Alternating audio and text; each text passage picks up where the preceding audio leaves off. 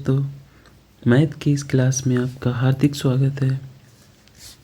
आज हम पढ़ेंगे त्रिभुज। त्रिभुज तो आपको पता ही होगा, एक ऐसी आकृति, एक ऐसी बंद आकृति कहना ज़्यादा अच्छा होगा कि एक ऐसी बंद आकृति कितने भुजाओं से घिरी हुई बंद आकृति होनी चाहिए। त्रिभुज है तो त्रिभुज का मतलब क्या है? त्रिभुज मतलब कितनी त्रि मीन्स तीन, भुज मीन्स भुजाएं। त्रि मीन्स तीन और भुज मीन्स भुजाएं। तो तीन भुजाओं से, कितनी भुजाओं से? तीन भुजाओं से घिरी हुई आकृति। और आकृति कैसी होनी चाहिए? बंद होनी चाहिए। तो तीन सरल रेखाएं, वक्र रेखा नहीं, इसको हम क्या कहते हैं? वक्र रेखा। लेकिन हमारी आकृति किससे होनी चाहिए? सरल रेखा से। तीन सरल रेखाओं से घिरी हुई बंद आकृति को क्या कहते हैं? त्रिभुज कहते हैं। तो बच्चों, त्रिभुज में तीन भुजाएं होती हैं। अब हमें भुजाओं के नाम लिखने भी आने चाहिए। देखिए, भुजा का नाम लिखना बहुत सरल होता है। जैसे ये लाइन मान लीजिए, ये एक इसका स्टार्टिंग पॉइंट, इनिशियल पॉइंट, मतलब जहाँ से ये शुरू हुई, एक ऐसा पॉइंट होगा जहाँ पे ख़त्म हुई। कोई कहेगा यहाँ से शुरू हुई, तो इसका नाम हम ए भी रख सकते हैं या बी ए, मीन्स यहाँ से यहाँ गए होंगे या यहाँ से यहाँ गए होंगे। ऐसे ही हम अपनी त्रिभुज की भुजाओं के नाम लिख सकते हैं, ए बी या बी ए। एक भुजा हो गई, दूसरी हो गई बी सी या सी बी, बी सी या सी बी, तीसरी होगी सी ए या ए सी, सी ए या ए सी। तो हमारे पास कितनी भुजाएं हो गई बच्चों? तीन।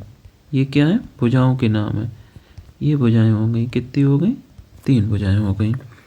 अच्छा, अब देखिए, इसमें तीन भुजाएं होती हैं और तीन शीर्ष होते हैं। सर मतलब ये जो कोने हैं ये, तो शीर्ष भी त्रिभुज में कितने होते हैं? शीर्ष होते हैं बच्चों तीन। ए है, बी है और सी, तीन शीर्ष हैं। तीन भुजाएं हो गई, तीन शीर्ष। कोण भी तीन है, ये। अब हम कोण का नाम लिखना आपको सिखाते हैं कि कोण का नाम कैसे लिखेंगे। जैसे कोई कोण ये है, ठीक, ए बी सी, तो जो बीच वाला हिस्सा होता है जहाँ पे कोण बन रहा है वो हमेशा बीच में रहेगा। मीन्स कोण का चिन्ह लगा लेंगे। कोण का ये चिन्ह होता है ए बी सी। ए से बी, ए से बी आए और बी से सी, तो ए बी सी। तो कोण कहाँ पे बन रहा है? बी पे, ठीक। या कोण हम क्या लिखते हैं? सी बी ए, सी बी ए। तो जहाँ पे कोण बन रहा होता है वो हमेशा कहाँ रहता है? बीच में। तो इसी प्रकार हमारे त्रिभुज में देख लीजिए आप, जैसे हमें इस कोण का नाम लिखना है तो क्या लिखेंगे? सी ए बी। इस कोण का नाम क्या होगा? या कोण सी ए बी या कोण बी ए सी। ऐसे ही इसका नाम लिख लेंगे सी बी ए, तो सी बी ए ये वाला हो जाएगा, या ए बी सी। इसका नाम क्या रखेंगे? इसका होगा ए सी बी, कोण ए सी बी या कोण बी सी ए, बी सी ए। ओके, आशा करता हूँ यहाँ तक आपको समझ में आ गया होगा। अब हम चलते हैं प्रकार। किसके प्रकार? त्रिभुज के। तो त्रिभुज बच्चों दो प्रकार के होते हैं। त्रिभुज में दो चीज़ें हमने पाई हैं। एक तो क्या था? कोण था, और दूसरा क्या थी? भुजा थी।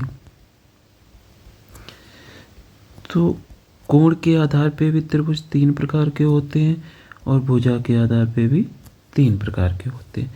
तो हम पहले पढ़ते हैं भुजा के आधार पे। किसके आधार पे? भुजाओं के आधार पे। किसके आधार पे? भुजाओं के आधार पर। अब भुजाओं में क्या परिवर्तन हो सकता है? या तो किसी त्रिभुज की तीनों भुजाएं कैसी हो जाएं? अलग अलग हो जाएं, या तीनों बराबर हो जाएं, या कोई दो बराबर हो जाएं। तीन ही कंडीशन बन रही हैं। कौन कौन सी कंडीशन बन रही है कि या तो त्रिभुज की सारी भुजाएं कैसी हो जाएं, बराबर हो जाएं, या कोई दो भुजाएं बराबर हो जाएं, ठीक, या कोई भी भुजा बराबर ना हो। तो ऐसा त्रिभुज जिसकी तीनों भुजाएं बराबर हों, कितनी हो बेटा, तीनों भुजाएं जिसकी बराबर हों, उसको क्या कहेंगे, समबाहु। क्या कहेंगे, समबाहु। सम माने बराबर, बाहु माने भुजाएं। तो तीनों भुजाएं बराबर हों, अगर दो बराबर हो गई तो कहेंगे समद्विबाहु त्रिभुज। कितने बाहु, समद्विबाहु। और एक भी बराबर ना हो तो क्या कहेंगे, विषमबाहु। क्या कहेंगे, विषमबाहु।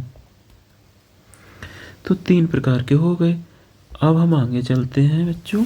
अब हम देखते हैं कोण के आधार पे। किसके आधार पे, कोण के आधार पे। अच्छा बच्चों, आपने पढ़ा होगा कि 0 से बड़ा और 90 से छोटा, यानी कि 0 से 90 के बीच में जो कोण होता है उसको क्या कहते हैं, न्यून कोण। क्या कहते हैं, न्यून कोण। और 90 अंश के कोण को क्या कहते हैं, समकोण। क्या कहते हैं, समकोण। और 90 से बड़ा और 180 से छोटा, इसको क्या कहते हैं, अधिक कोण। क्या कहते हैं बेटा, अधिक कोण। इसी के आधार पे हम त्रिभुज को तीन पार्ट में बांटते हैं। एक होता है न्यून कोण त्रिभुज, एक होता है समकोण त्रिभुज, एक होता है अधिक कोण त्रिभुज। तो न्यून कोण त्रिभुज क्या होता है कि जिसके सभी कोण, कैसे कोण, सभी कोण क्या हों, 90 अंश से छोटे हों। मतलब क्या हुआ, मीन्स सभी कोण कैसे हों, सभी कोण न्यून कोण हों। अगर सभी कोण न्यून कोण होंगे तो वो त्रिभुज क्या कहलाएगा, न्यून कोण त्रिभुज। अगर उसमें एक कोण कैसा हो, किसी भी त्रिभुज का एक कोण हो गया कितने का, 90 अंश का।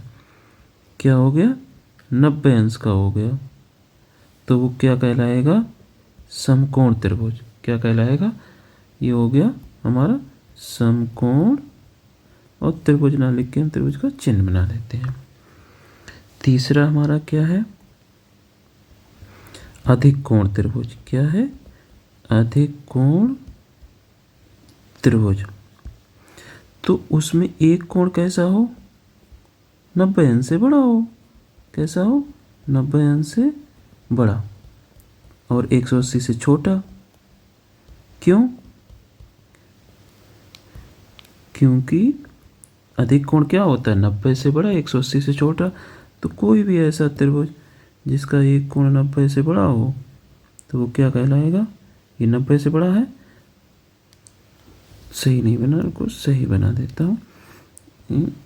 ये लो, 90 से बड़ा है तो ये क्या हो गया, अधिक कोण त्रिभुज हो गया, अधिक कोण त्रिभुज।